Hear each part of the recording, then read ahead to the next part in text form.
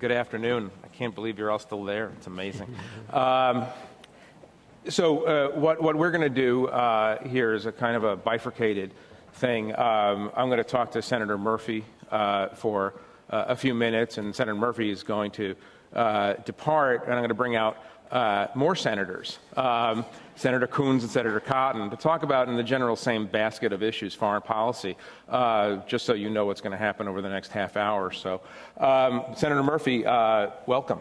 Thank you for being here. Thanks for having me. It's, as everybody's pointed out, it's a pretty busy day in world affairs. And I want to ask you, you as a leader of a Democratic faction in the Senate that I think of as kind of the most progressive faction on foreign policy, the way you might frame it is the faction that has learned the most from the last 15 years about American engagement in the world.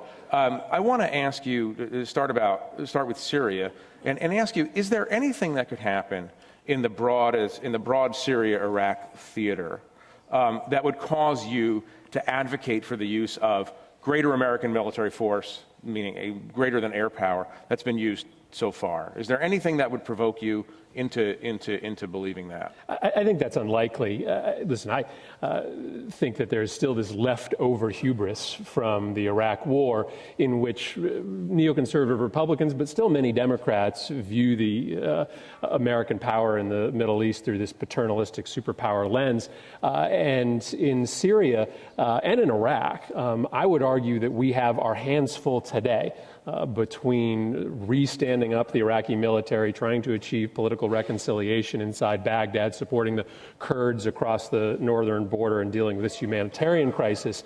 I think you can make an argument that we don't even have the capacity or the funds to do all of that, never mind dramatically increase our military presence inside Syria. So my argument is that we should understand the limitations of American power in the region. We should have a narrow view of our interests, which to me is keeping ISIS on the run so that they don't focus their attention on us.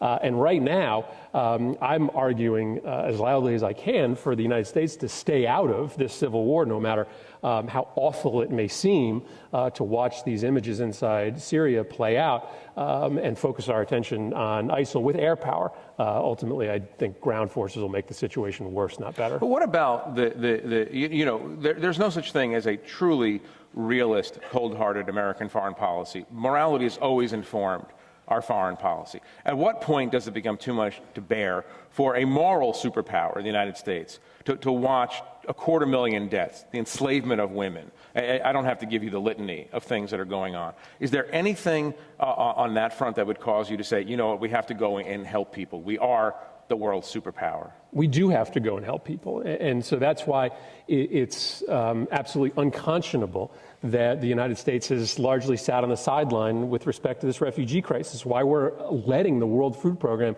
run out of money for refugees that are not inside these camps. I certainly would entertain a manageable, safe zone that can be enforced by coalition troops. I'm not sure that can happen, but I think that is worthy of consideration. But there was a moral imperative behind the Iraq War. There was a moral imperative behind our intervention in Libya. We certainly know how the first turned out. It created more misery than it eliminated. And in the second case, while the jury may be still a little bit out on Libya, it certainly seems as if our intervention there made things worse because we had no plan to clean it up. So I think there's a proper response to the moral catastrophe inside Syria. I don't think it's one that involves U.S. forces on the ground. Is it possible, and this is what Republicans and more hawkish Democrats would say, is it possible that your faction, if you will, has overlearned the lessons of the Iraq War? No, I think if we had overlearned those lessons, we would be isolationists, right? And there was this eruption of isolationism in the wake of the Iraq War. Let's just get out of the Middle East. What I would suggest is that we are just fighting an asymmetric war with all of our adversaries, extremists, Russia, China, right? We still are so overly dependent on this big, robust military, while they are fighting with social media, economic aid, energy assistance. We're almost back to the Revolutionary War, except we're the British marching in with armies line by line, and our adversaries are the patriots hiding behind trees. We've just got to differently resource our interventions so that we don't have a military budget that's 20 times that of the State Department or our foreign aid budget, that we're actually spending money on social media. That's, I think, the kind of robust American presence that many of us want to see.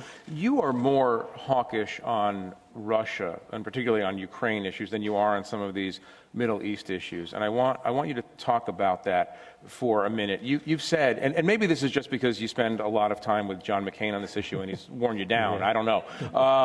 It's totally plausible theory, right? Yeah. But you have said that we can make the mistake of signaling weakness to Russia, and that could have downstream effects even in the way the Chinese deal with sea lane issues and South China Sea issues. And when you talk about limitations of American power, when you openly talk about the limitations of what we can and cannot do, doesn't that have its own doesn't that reinforce a reality that might not be useful for American policymakers? So I think there is something unique going on inside Ukraine. I think the world is watching with regard to one superpower, one major power trying to reset its borders through military force. And so I do argue that there is a particular robust response that the world community has to have.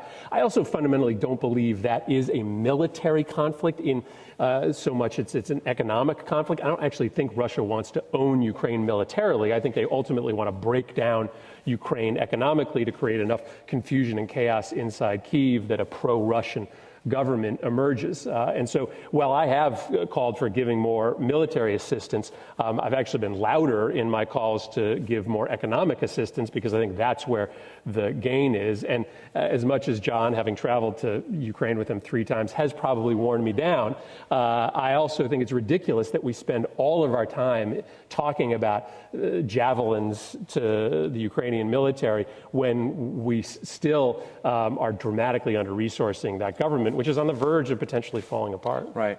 Is Russia on the march today? And if so, whose fault is it? Well, so Russia is playing in 2 theaters that they have had long vested interests in, right? At some level, we shouldn't be surprised that Russia is inside Ukraine today or talking about increased engagement in Syria. These are not new theaters for them. It doesn't mean that we shouldn't contest that forward movement, but it's an example of where we should at least have the knowledge of history to understand when other countries like Russia have more vested interest and deeper vested interest than the United States does. And I think that's where in the Middle East we particularly fall into this trap over and over again. We think that we can sort of have these half measures and have a real return on our investment. The train and equip program as a primary example, when other countries in Syria, like Russia, like Iran, have been there for a longer time, have more at stake, and are going to put more resources in than the United States. I think that's a lesson that we need to learn. Would you be pleased to see Russia make gains against ISIS to the extent that it's actually fighting ISIS? I just don't think that's in the realm of possibility that they're going to be fighting ISIS. They are there to fight anybody that is advancing on Assad. They're going to go after ISIS and the Free Syrian Army. I just don't take them at face value. Do you believe that there's any military solution to any issue in the Middle East? I don't think there's a military solution, but there's certainly a military component. You don't gain stability ultimately in a place like Iraq unless you blunt the advancement of ISIL. But listen, Iraq is a place in which they simply have not done the political work to take advantage of a military victory. And that's what's frustrating to me, is that we still aren't driving a hard enough bargain with somebody like Abadi. The military is still 96% Shiite. There's no Sunni National Guard. And so even if they were able to retake Ramadi, there is no Sunni security force that can hold that city. And so we continue to view intervention, even in a place in Iraq, through this military lens. And in the absence of political reconciliation, even the military victory will be temporary. So there's a component, but it has to go hand in hand. We're going to celebrate the retaking of Ramadi. And then with no solution to the political crisis, it'll be gone within months or years, and we'll wonder why. One last question for you. Is Hillary Clinton too hawkish for your tastes? No, she's not. I think Hillary Clinton has learned the lessons of of the Iraq War. I'm supporting her in part because she is the I think, originator of this idea of economic statecraft, of ways to exert soft power in the world in a way that we haven't in the past. Listen, I've had differences with President Obama on Syrian policy. I'll probably have differences with President Clinton. But I ultimately think that she's learned the lessons that many of us are trying to remind our colleagues of on a regular basis on the Senate floor. What about President Biden? Would you agree with President Biden? So, listen, I think, Joe has been really smart about thinking of the devolution of power inside Iraq. Today, I think most people in practice are trying to put into place the kind of strategy that he originally outlined with Les Gelb. I think both of them would be really capable leaders and inherit, I think, what is ultimately a much maligned but very important legacy from President Obama, realizing the limitations of American power, not buying into these people who come up with a plan to change the political realities on the ground without understanding step 2, 3, 4. I think both of them understand that. And President Trump? Listen, the world would be a better place. He says it himself. It's going to be more luxurious. Every single day. It's going to be classy and luxurious. Thank you very much, Senator Murphy. Thank you very much. I appreciate it. Yeah. Thanks very much. Thank you.